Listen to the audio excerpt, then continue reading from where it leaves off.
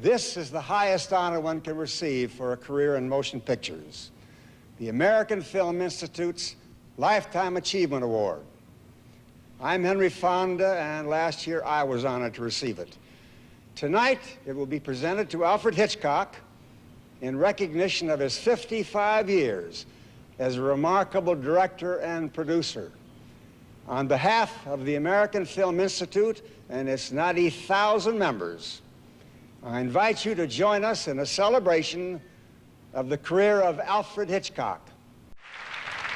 Congratulations to the American Film Institute, who tonight acknowledge what our audiences have known for 50 years, that Alfred Hitchcock is an adorable genius. Dear Hitch, I've come all the way from London, from your hometown, to give you my love and affection. One might say that Hitchcock is a gentleman farmer who raises goose flesh. For all of us fans, and we are a legion, we are here tonight to thank you for all the fun and all the fear that you have given us through the years. And I want to thank you personally for a little thing that has helped me all through my career, and it's been quite a long career. You see, Hitchcock is very careful when he prepares a film. He writes everything down on paper. Every little detail is on paper. It's in the script, he'll say, if anybody asks about wardrobe or props or anything that belongs to the movie. It's in the script. But then the actors come along, and we don't always behave as we do on paper. Some of us have ideas. And then Hitch gets a little truculent. Oh, yes, he can get that. I remember our first argument must have been in Spellbound in 1945. Something I said, oh, I don't feel like that. I don't think I can give you that kind of emotion. And you sat there and you said, Ingrid, fake it.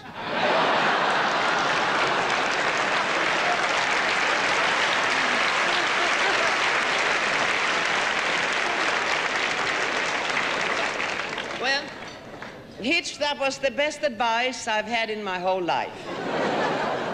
Because in all the years to come, there were many directors whom I thought gave me quite impossible instructions and many difficult things to do, and just as I was on the verge of starting to argue with them, I could hear your voice come through the air saying, Ingrid, fake it.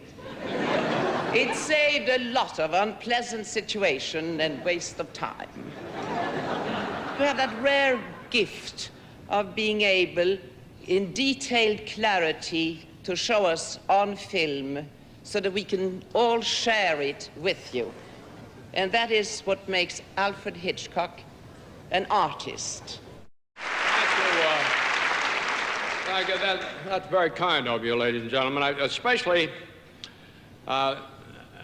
since my friend Alfred Hitchcock is supposed to have said once that actors are cattle. Now Hitch denies that. What he says, he said, is that actors should be treated like cattle. Amazing, man, amazing. He's thoughtful, he's amusing, he's immaculate, he's articulate. His mission is to entertain. You sort of get a feeling that Hitch's life is as well planned as his movies. Everything's sort of laid out in advance, right down to the last detail. And like most people who began in silent films, it's the action that counts more than the words. You know?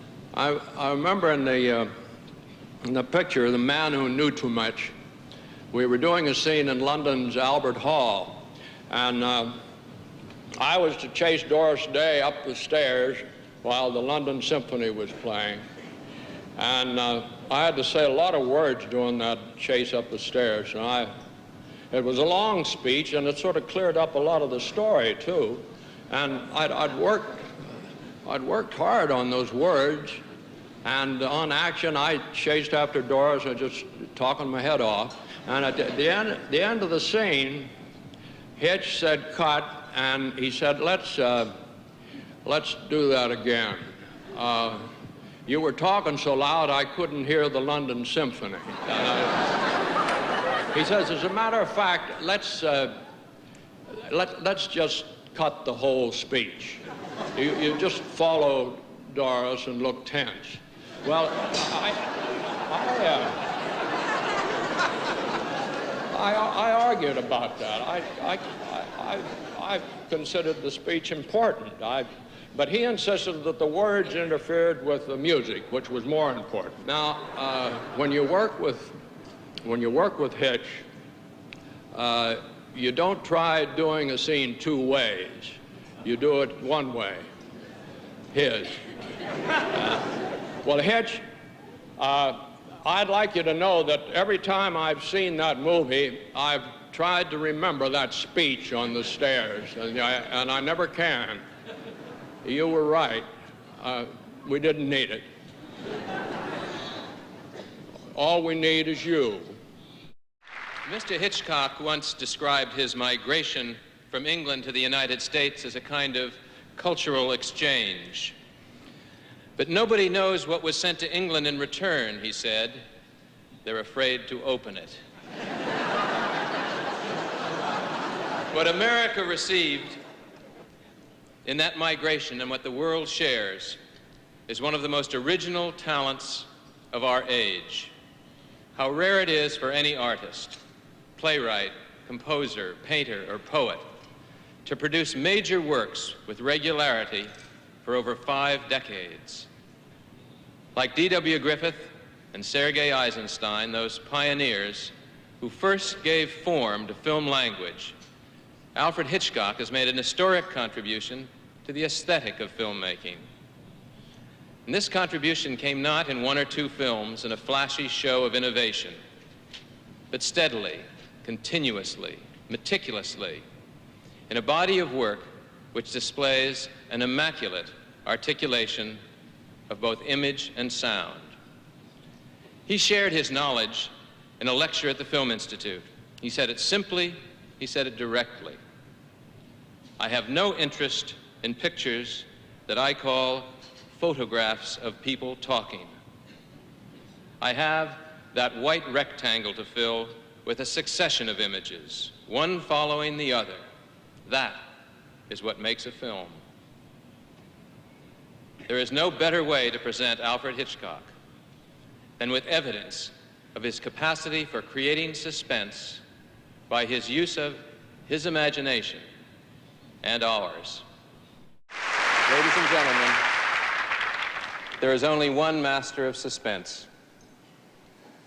From the American Film Institute, Hitch, with our great respect.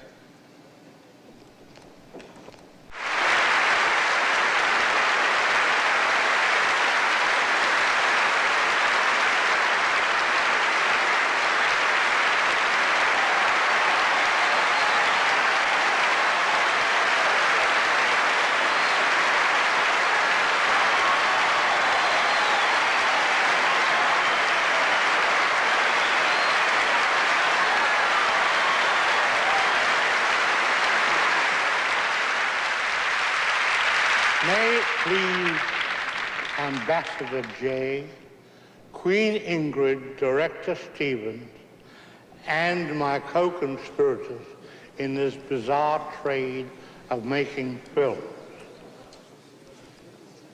It has been my observation that man does not live by murder alone. He needs affection, approval, encouragement, and occasionally a hearty meal. Tonight you have provided me with 3. Well, out of 4.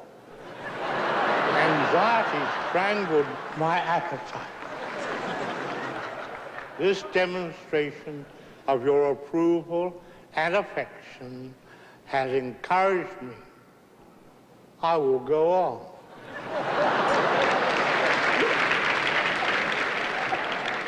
It makes me very proud indeed to be the recipient of the American Film Institute's Lifetime Achievement Award.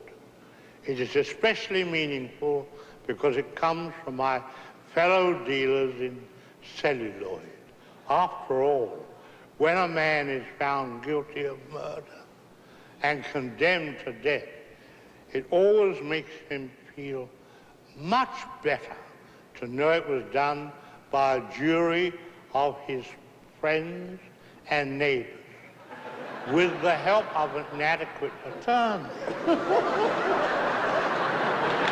It will tax your endurance and mine to recite the names of those thousands of actors, writers, editors, cameramen, musicians, technicians, bankers, exhibitors,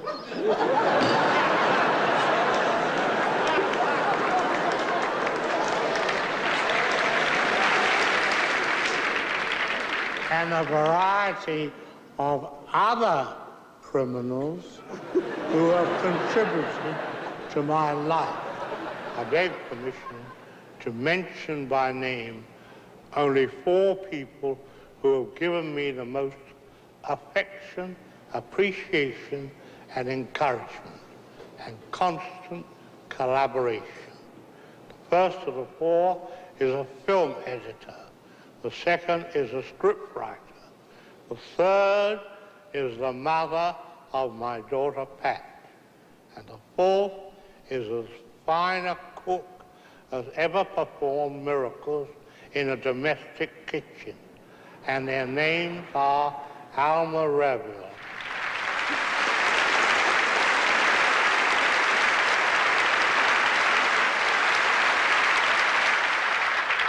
had the beautiful Miss Revel not accepted a lifetime contract without options as Mrs. Alfred Hitchcock some 53 years ago, Mr. Alfred Hitchcock might be in this room tonight. Not at this table, but as one of the slower waiters on the floor. I share my award, as I have my life, with her. Now let me share something with those promising young people who have earned their Alfred Hitchcock fellowships. When I was no more than 6 years of age, I did something that my father considered worthy of reprimand. I don't recall what transgression it was. At the age of 6, it could have hardly involved a serving girl. Whatever, father sent me to the local police station with a note. The officer on duty read it, then locked me in a jail cell for 5 minutes, saying, "This is what we do to naughty boys." I have, ever since, gone to any lengths to avoid arrest and confinement. To you young people, my message is, stay out of jail.